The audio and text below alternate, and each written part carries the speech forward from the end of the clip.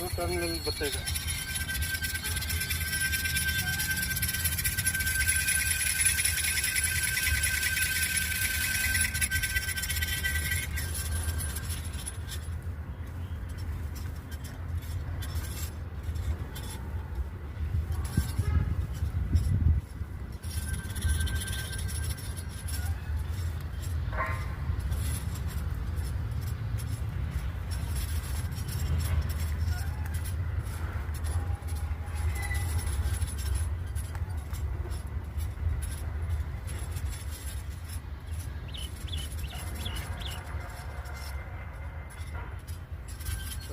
Start ಆಯಿತು U turn.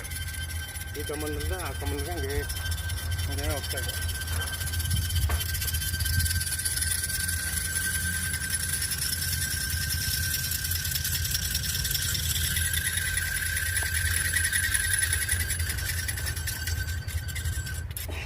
ಇದೇ point sir. ಇದು 2 ಇಂಚು ಸಿಗುತ್ತೆ ನಿಮಗೆ.